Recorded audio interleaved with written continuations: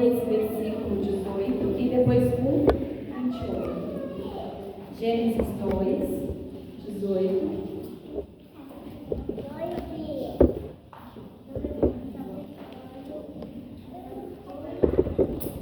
Gênesis capítulo 2, versículo 18.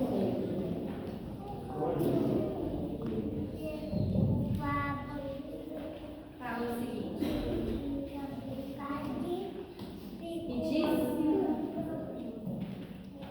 E disse o Senhor Deus: não é bom que o homem esteja só.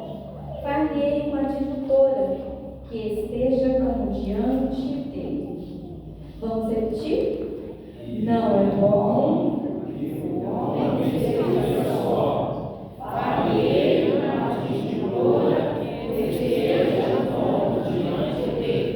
Agora, Gênesis, capítulo 1, versículo 27 e 28. E diz o seguinte: e criou Deus o homem à sua imagem, a imagem de Deus o criou, macho e fêmea os criou. E Deus os abençoou e disse-lhes: frutificai-vos, multiplicai-vos e enchei a terra, e sujeitai-a, e dominai sobre os peixes do mar, e sobre as aves do céu, e sobre todo o animal que se move sobre a terra. Podemos assentar. Se nós pudéssemos falar, sintetizar nessa noite o que é casamento, esses dois versículos aqui falariam para a gente por que Deus instituiu o sacramento do casamento. O que é sacramento? Algo que é sagrado. A Bíblia fala que bendito entre todos seja o matrimônio e o leito sem mácula. Então, esses dois versículos resumiriam bem o porquê de Deus ter instituído o sacramento do casamento. Primeiro, a procriação da raça humana, para que eles continuassem enchendo a terra, perpetuação do ser humano na terra. E segundo, relacionamento. Podemos assim? Não é bom que o homem esteja só. Para que então uma ajudadora. Lá no hebraico, essa palavra ajudadora é Ezer. É a única vez que a Bíblia retrata a mulher como aquela que prefigura também o Espírito Santo. Aquela que está ao lado do homem, que é companheira do homem, nas tribulações, nas coisas boas, nas coisas ruins, nas adversidades. Então, nós poderíamos dizer aqui que no casamento se estabelece o papel do Pai, do Filho e do Espírito Santo quando eles têm filhos, Deus é o Pai, o Espírito Santo é aquele que é o companheiro, e Jesus é o Filho. Então, nessa Trindade está estabelecido o papel da família. Aí eu pergunto para vocês: é possível ser feliz no casamento? Nos dias que nós estamos vivendo, é possível? Sim ou não? Sim! Sim, é muito possível viver feliz no casamento. Só que para ser feliz no casamento, a gente precisa de entender duas coisas bem básicas, que muitas vezes o mundo perdeu de vista, porque a Bíblia fala que o mundo não conhece a Deus, não conhece os princípios sagrados, e por não conhecer, também não coloca em prática, não pratica as verdades sagradas. Mas nós, como filhos de Deus, como igreja do Senhor, nós temos em nós mesmos a possibilidade, a condição de mostrar ao mundo que é possível sim viver bem em família, é possível sim ter um casamento abençoado, próspero, longevo, não é assim? É possível, porque a Bíblia fala, já foi falado aqui, citado pelos irmãos, que o amor de Deus está derramado nos nossos corações através do Espírito Santo de Deus. E se o Espírito Santo de Deus habita as nossas vidas, não tem como nós nos falarmos que nós temos dificuldade de perdoar, nós temos dificuldade de amar. Nesta noite aqui, nos minutos que nos restam, nós vamos falar um pouquinho sobre o amor altruísta, que é diferente do amor egoísta. Infelizmente, o que a gente vê muito hoje é o amor egoísta. E aí eu vou listar alguns tipos de egoísmo. E se vocês levantarem o dedo mais que 3 vezes, corre para os pés de Jesus.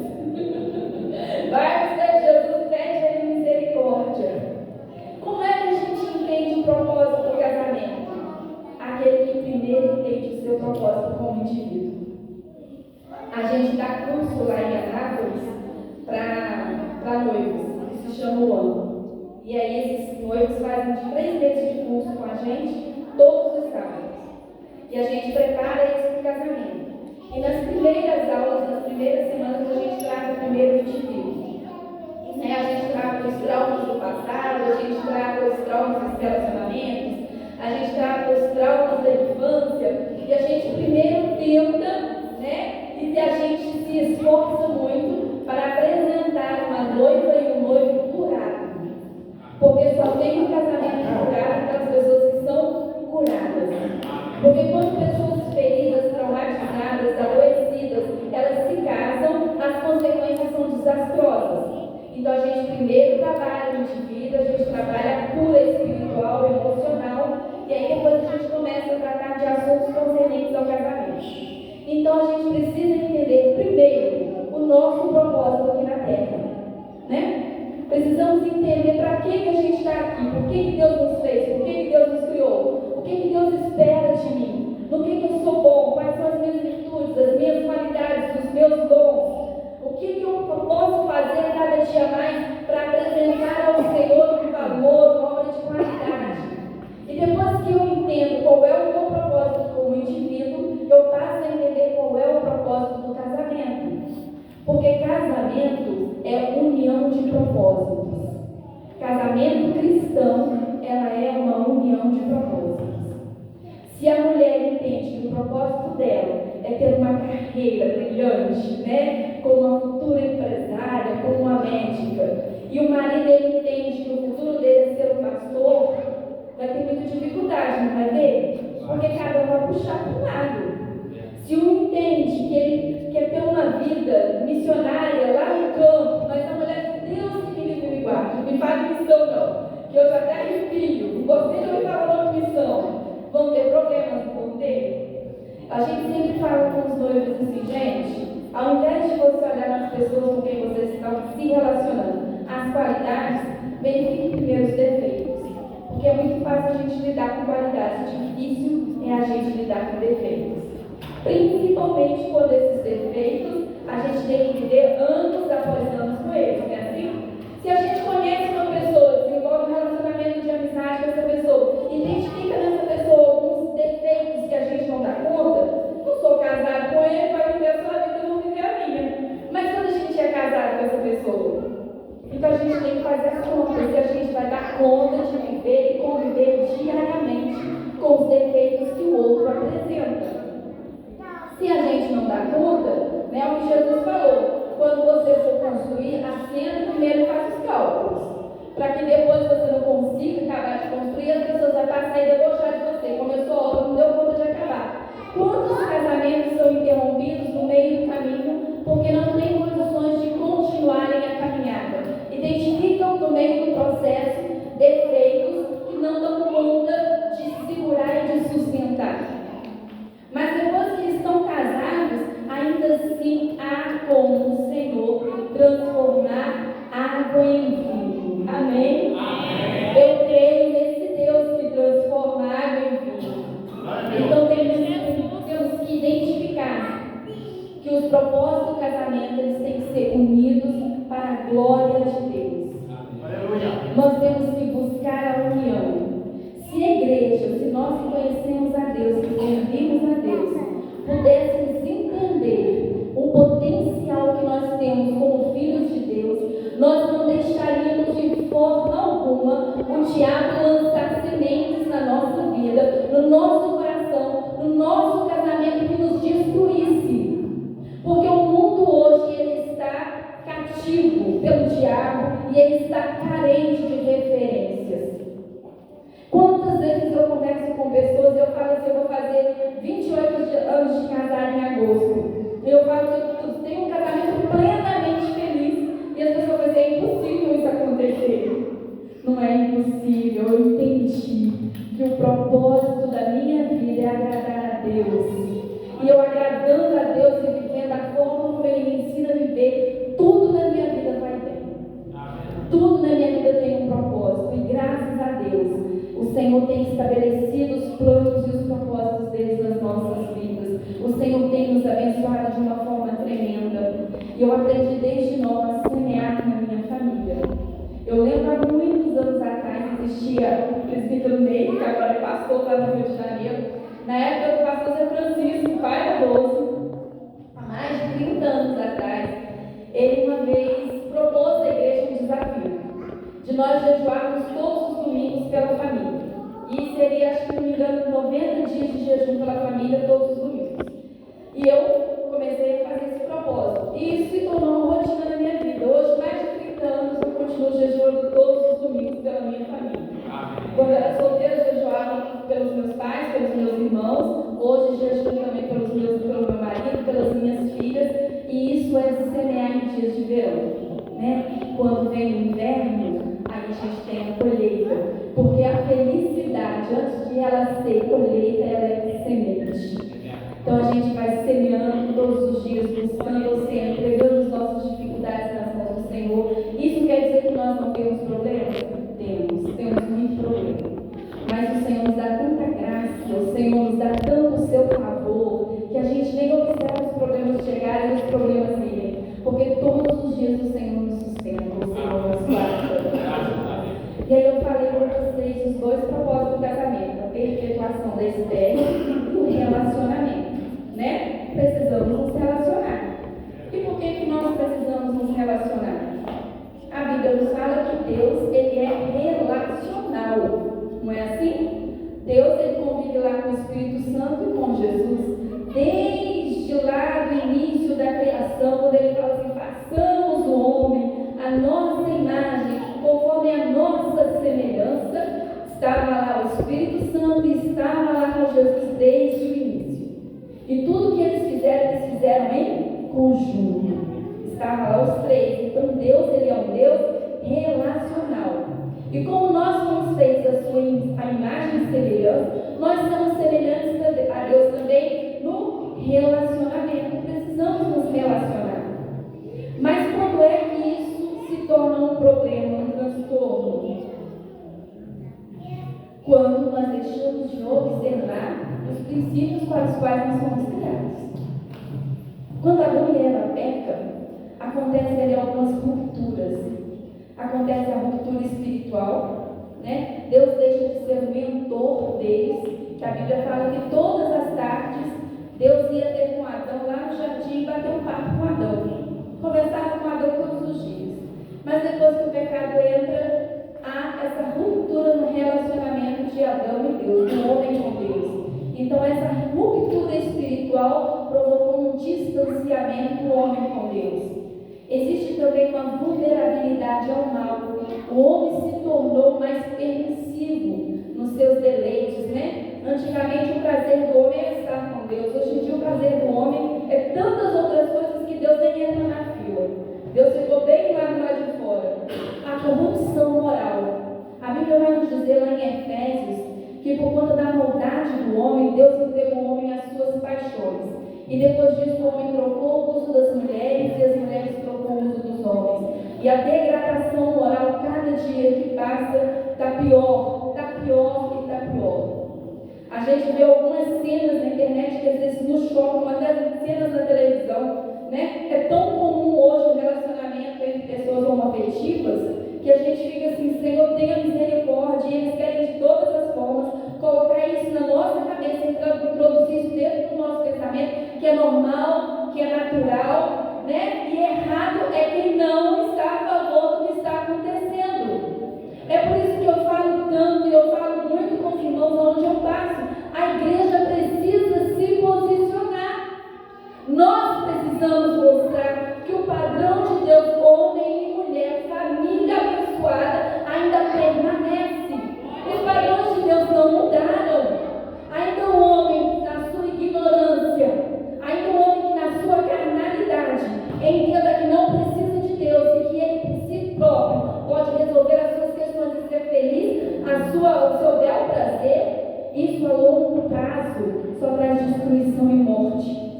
Porque quando a gente senta para conversar com essas pessoas que estão em degradação moral, eles não têm paz. Não tem paz na vida. E o que a gente entende por paz? Que paz independe de circunstâncias e situações. Paz é ter Jesus Cristo habitando dentro nós. Isso é ter paz. É o Espírito Santo dominando e guiando as nossas vidas.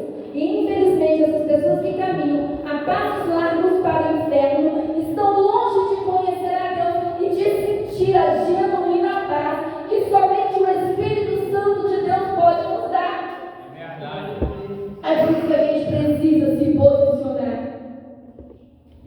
Quando a gente rompeu com Deus, quando o homem rompe com Deus lá no jardim do Éden, vem também a morte espiritual. A Bíblia fala que o mundo jaz no maligno, que o mundo está morto, então as coisas de Deus não lhe tocam.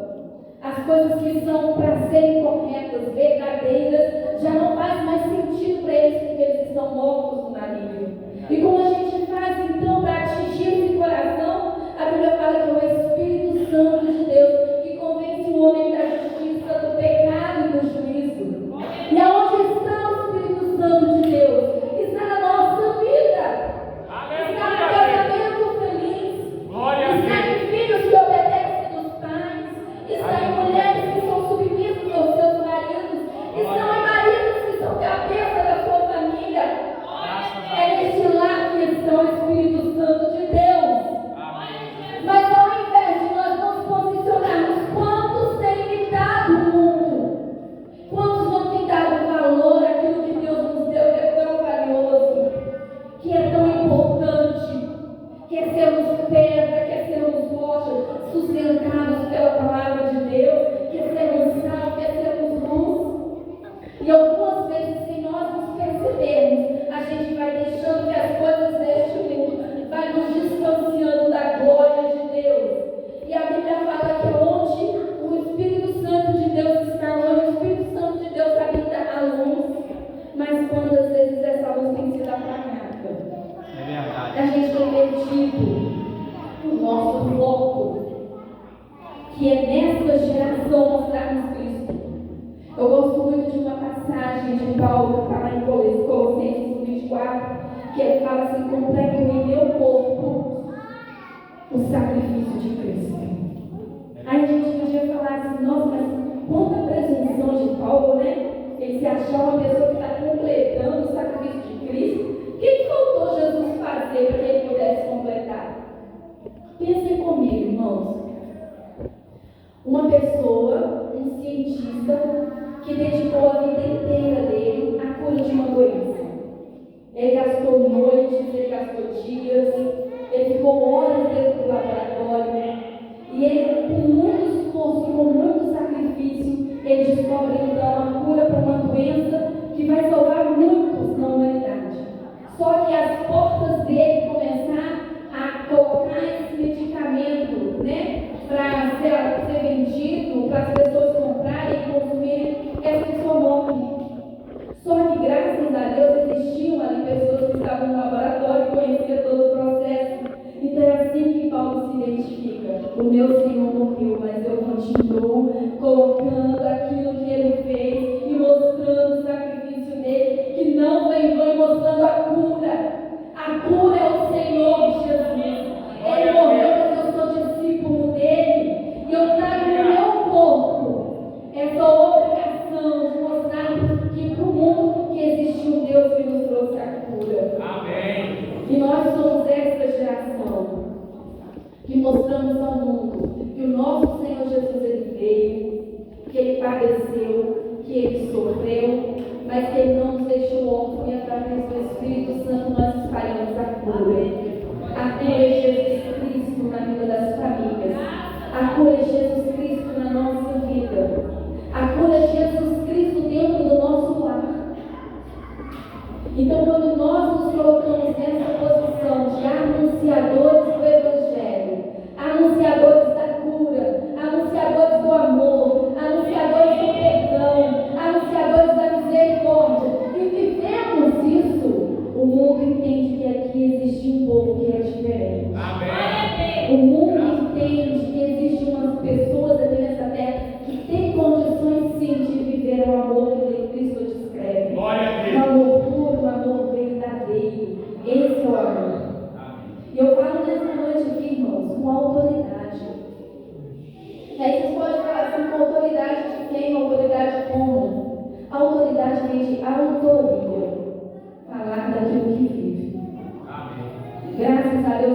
vivo em um lar que, graças a Deus, o amor de Deus me libera.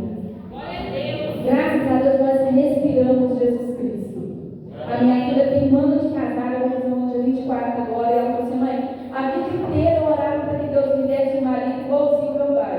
E Deus me deu idêntico. Eu falei assim: mas não precisava ser tão idêntico.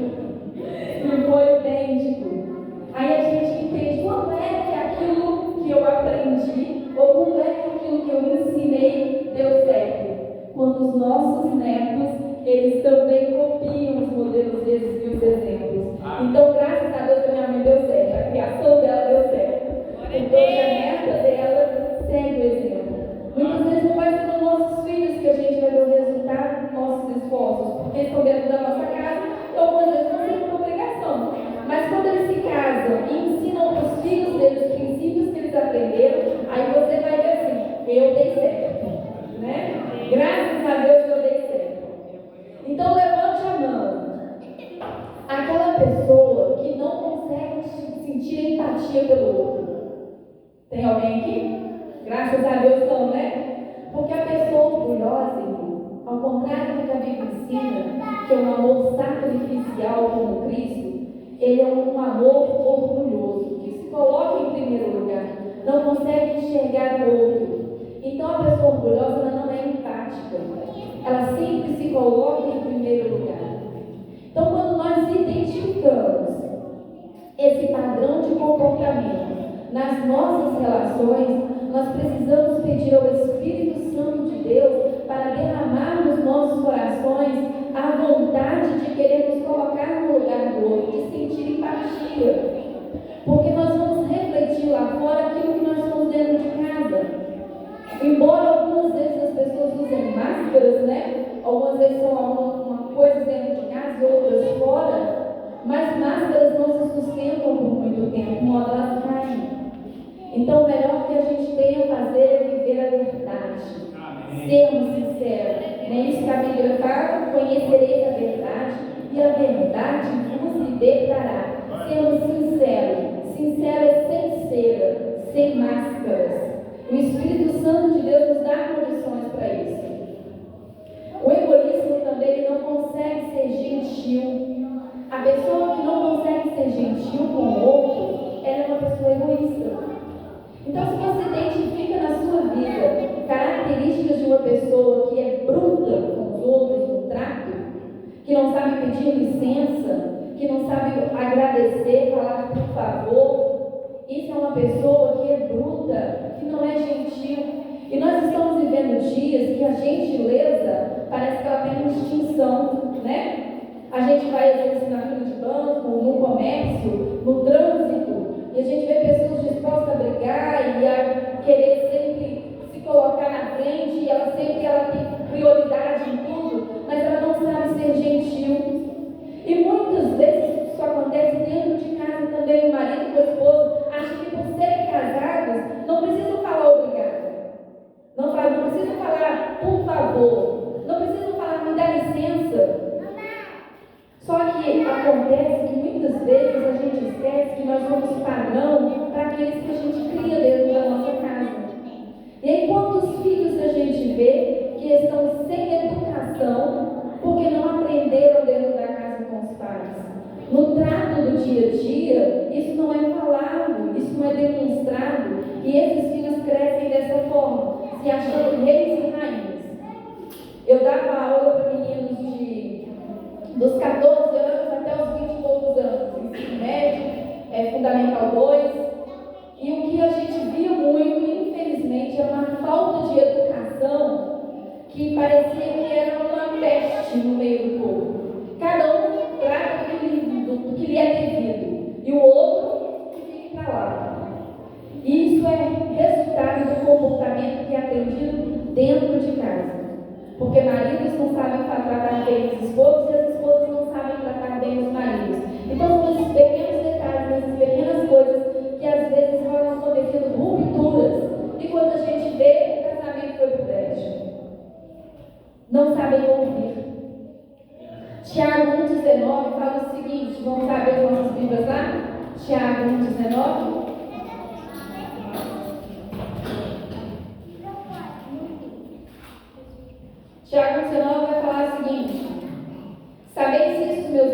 mas todo homem seja pronto para ouvir, tardio para falar e tardio para se irar. Nós somos ótimos muitas vezes em falar, mas temos muita dificuldade algumas vezes em ouvir. Não é assim? Então, às vezes a frase nem foi formulada até o final, a gente já está com 4 pedras na mão para poder jogar. Porque a gente já está cheio das nossas preponderações, né? Eu aqui agora vou colocar o que eu penso, o que eu acho, o que eu vejo, como eu sinto. E algumas vezes a gente tem muita dificuldade. Existe o ouvir mecânico e o escutar orgânico. O que é o ouvir mecânico? Todo mundo que tem ouvido, que tem audição, vai ouvir, né? Durante o dia, se você sair na rua, você vai escutar barulho de tudo quanto é coisa, de carro, de moto, de gente conversando, mas é quando você chegar em casa, você vai saber identificar o que você ouviu? Não. E o ouvir mecânico é dessa forma. Às vezes o marido falou um monte, a esposa falou um monte de como ela se sente, do que ela precisa, do que ela quer, mas o ouvir mecânico se confunde aos barulhos de tantas outras coisas que no final do dia você não sabe o que ela falou, o que ela precisa, o que ela quer, e o marido também não. Mas o que é o escutar orgânico?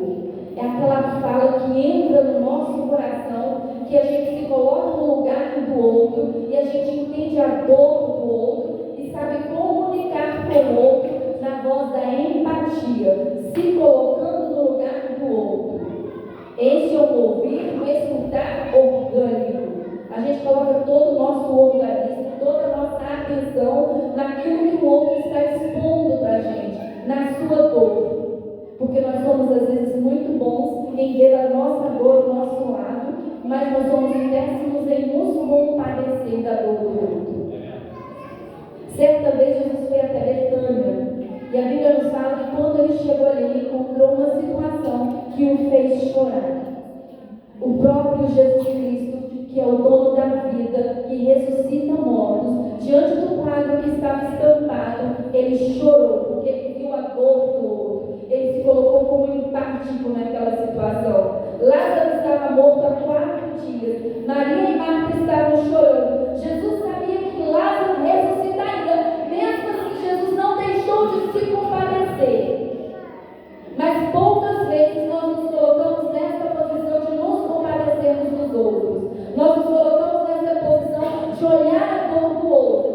Mas nós estamos tão cheios de nós mesmos, tão cheios da nossa justiça própria, o que a gente pensa, que a gente tem dificuldade. Então, o casamento feliz é o casamento que escuta o outro, que ouve o que o outro está falando, que se compadece da dor do outro. E não só isso, mas que tenta mudar o próprio comportamento. Existe um ditado que ninguém muda ninguém, mas amor transforma. Amém. Amor muda. E quando a pessoa sente amor pelo outro, ele quer fazer de tudo para fazer o outro feliz. Então ele vai deixar de praticar coisas que desagradam o outro, porque ele quer ter uma felicidade na união. Amém. Amor também respeita limites, né? Já ouviu falar que o limite de um, o respeito de um vai até onde o outro começa? Quantas vezes é assim? Esse dia atrás eu estava lendo uma reportagem de alguns advogados da área civil que falam que muitos casamentos não terminam por falta de amor. Que às vezes os casais vão até lá chorando porque não queriam se divorciar, mas terminaram por falta de respeito. Eu já vi casais cristãos que se tratam de qualquer forma.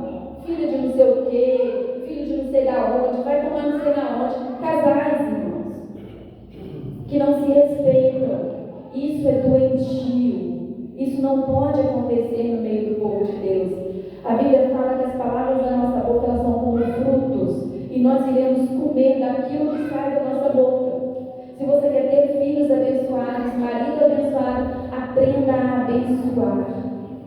A Bíblia também nos fala que de uma mesma fonte não pode brotar água amarga e água doce. Então a gente fala daquilo que o nosso coração está cheio. Não adianta vir aqui na igreja glorificar a Deus, louvar a Deus, exaltar a Deus, dizer que serve a Deus, que está cheio de Deus, mas chegar em casa e destilar ódio, destilar coisas ruins, deixar a boca ser usada pelo diabo. Precisamos ser cristãos que vigiam nas nossas palavras. A Bíblia fala que Pedro, onde ele passava, a sombra dele curava, mas em certo momento o diabo usou a sua boca e Jesus o repreendeu. Então, sermos usados, irmãos, basta apenas falar, abrir a boca sem pensar e a nossa boca vai ser usada. Mas nós precisamos ser vigilantes, porque nós não somos seres irracionais, nós temos raciocínio. Amém. E graças a Deus, quando nossa mentalidade está cheia do Espírito Santo, da nossa boca brotam rios de água viva. Glória a Deus. Porque uma pessoa cheia do Espírito Santo de Deus é incapaz de ferir, de magoar por puro egoísmo. Precisamos nos encher de Deus, irmãos. Nosso casamento ele tem que ser a semelhança de Jesus Cristo, habitando em nós. Que invade e contamina a vida dos outros que estão ao nosso redor. Se o mundo hoje está podre, se o mundo está no pecado, é nós que conservamos a estrutura que quer servir a Deus. Amém. Não podemos deixar morrer a família curada, a família cristã, a família que se importa, que tem filhos para a glória de Deus. Certa ocasião, ministrando as famílias, eu falei: quais são os tipos de filho que vocês têm apresentado à sociedade? Pasmem, mas nas cadeias hoje, nos presídios, o que mais existe preso lá são filhos de crentes. Dizem que a lista de nomes bíblicos estão todas lá: Josué, Miqueias, Naum, Obadias, Zacarias, está todo mundo preso lá. Né? Quando deveriam estar aqui no mundo pregando o Evangelho, está todo mundo lá, os apóstolos, está tudo lá, Pedro, João, que deveriam estar aqui. Mas por que está lá? Porque falta em nós a condição de criarmos nossos filhos dentro dos padrões do que a Bíblia ensina. Regarmos no amor, na verdade, na justiça. Um outro ato egoísta. Pessoas que não reconhecem os próprios erros. Infelizmente, todos nós temos uma miopia interna. Nós temos muita dificuldade de olhar para nós mesmos. Mas para olhar para fora, a gente sabe identificar e caracterizar, nomear todas as atitudes da pessoa que está do nosso lado. Todos os maus comportamentos, todos os defeitos. A gente sabe de A a Z quase todos os defeitos que aquela pessoa tem. Mas a gente pedir, e eu já fiz isso, tá? Eu já fiz esse teste em alguns lugares que eu preguei. Liste aí para mim 4 defeitos seus. A pessoa fica perdida. Então, qual é o 4 defeitos do seu marido? Na hora. Me dá uma folha de caderno. Não é assim? Essa folha aqui não cabe, não. Porque nós somos muito míopes para enxergar os nossos defeitos, mas usamos lupa quando o assunto é o defeito do outro. Então, o amor altruísta, ele enxerga primeiro a si mesmo. Ele é capaz de saber e de entender que ele não é perfeito. E ele expõe a esses defeitos. Ele traz a luz. Olha, eu tenho esse defeito. Quantas vezes eu falei para o meu marido: amor, eu sou difícil nisso daqui, me ajuda em nome de Jesus. Todas as vezes que você vê que eu não estou bem nisso daqui, você tem liberdade, você é o único que pode falar isso para mim. Fala para mim. Ele: não, você é perfeito, pelo amor de Deus, não fala isso não. Me fala os meus defeitos que eu preciso melhorar. A gente precisa melhorar todos os dias. Então nós precisamos reconhecer os nossos defeitos. O amor altruísta, ele é grato. Gratidão. Exercermos todos os dias a gratidão. Né? A Bíblia fala que em tudo dai graças, porque esta é a vontade do nosso Pai. Amém. Então nós damos graça na chuva, damos graça na seca, damos graça no inverno, damos graça no verão, porque são as 4 estações bem definidas que nos dão a condição de nos aprofundarmos as nossas raízes. Amém. Quando as folhas estão todas caídas no chão, as raízes estão se aprofundando. É o momento que a gente vai buscar a Deus em oração. É o momento que a gente vai se unir. Quantas vezes na minha casa, somente eu e meu marido, nós nos abraçamos chorando nos pés da cama, pedindo ao Senhor misericórdia por tantas coisas que nós estávamos passando. E o Senhor nos fortaleceu. E o Senhor nos deu graça, o Senhor nos abençoou, o Senhor nos deu vitória, o Senhor nos deu direção que nós deveríamos fazer. Então são nesses momentos, algumas vezes de inverno, que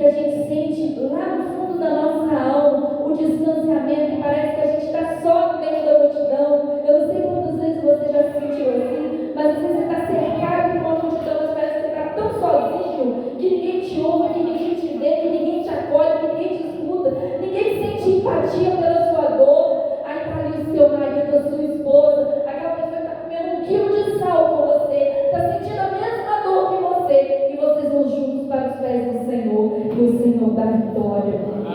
Coisa boa é quando a gente vê que o sol nasceu, que o Senhor trouxe à luz tantas maravilhas que Ele faz. Como é bom servirmos ao Senhor, como é bom termos um companheiro, uma companheira, como é bom dividirmos a vida. Eu falo muito com os irmãos quando eu estou ministrando para casais, para família. Irmãos, se vocês soubessem o quanto é bom viver em união, o quanto é bom sermos amados e amar, vocês não abririam mão disso, não brigariam por futilidades. Não permita que o diabo semeie no meio de vocês coisas tão pequenas e tão banais que distanciam vocês e impeçam vocês de viver a plenitude do casamento, a plenitude do que é andar lado a lado, de ter alguém que é seu companheiro, que caminha com você, que te ajuda, que te entende. É tão bom. Foi uma das melhores coisas que Deus fez, foi instituir o casamento.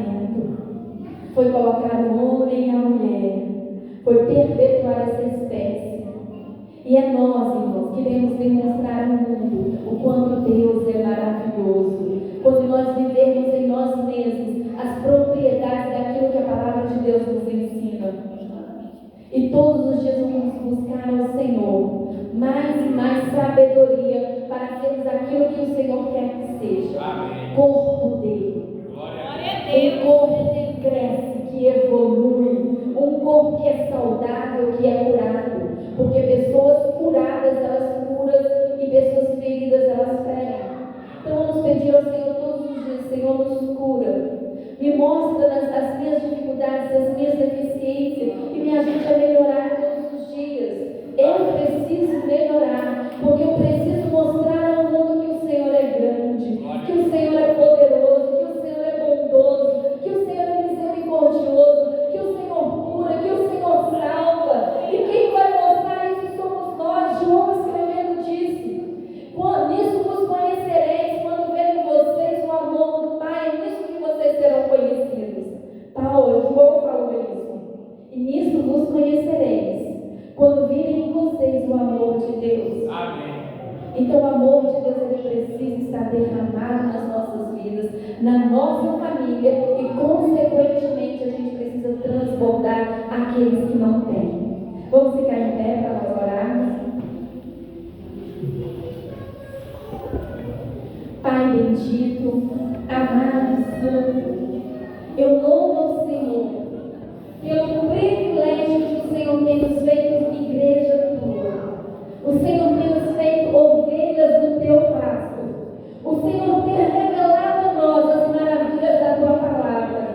Eu louvo ao Senhor porque o Senhor nos escolheu, nos tirou de um lamaçal, Senhor, meu Deus, do pecado, e nos plantou na tua presença, para que nós pudéssemos crescer em ti, evoluir em ti, Senhor, meu Deus, pudéssemos viver aquilo que a tua verdade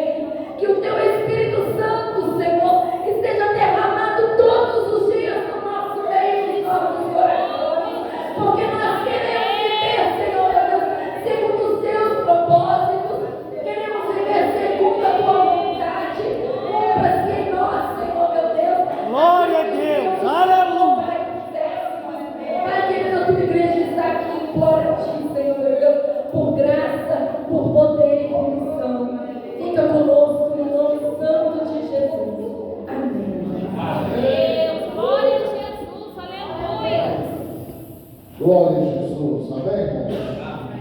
Aleluia. Só vou ler uma palavra e nós vamos orar pelos casados, que tem gente aqui que não está com cônjuge, mas nós vamos orar pelos casados.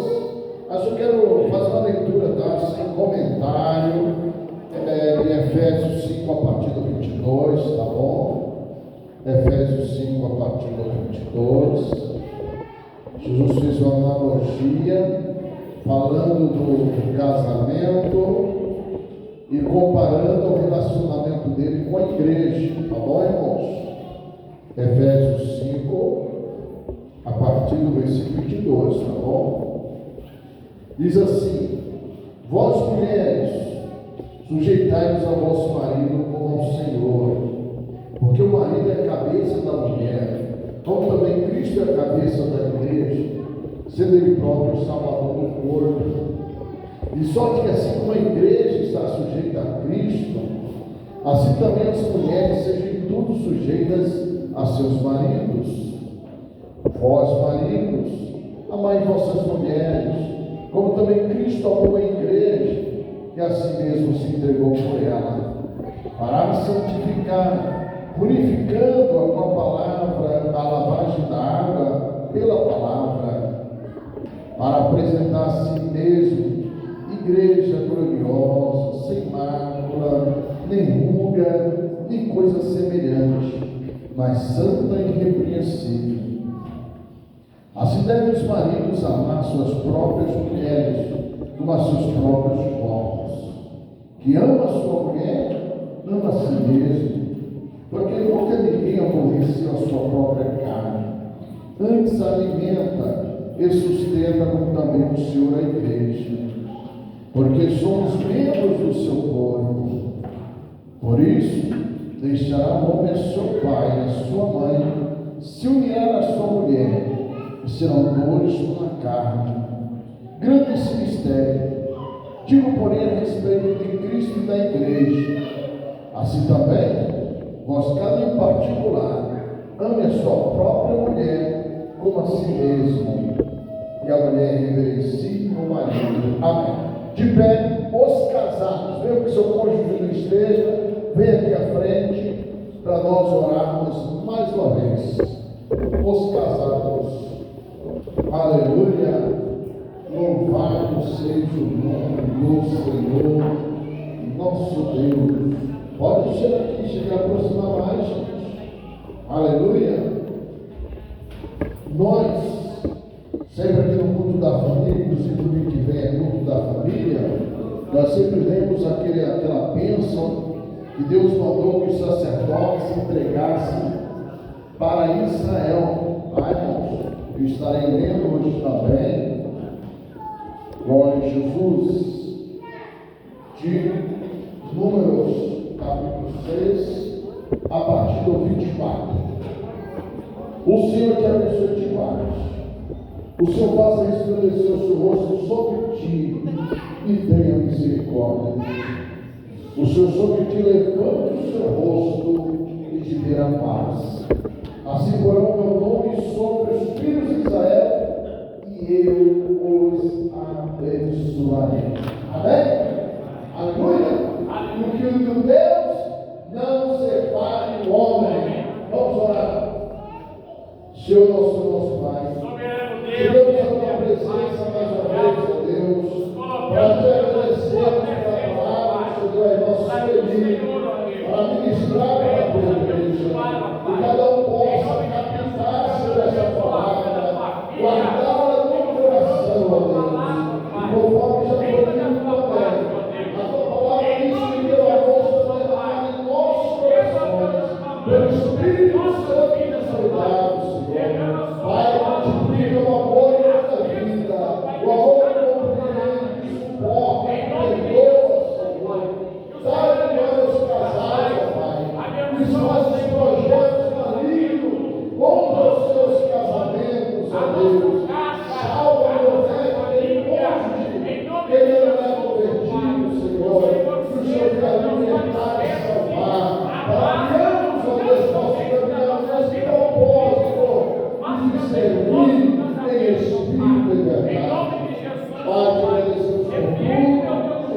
de Jesus. Amém. E sabe, se eu puder ir para uma casa, para dar um beijo. Aleluia! Glória a Deus! Louvado seja o Senhor.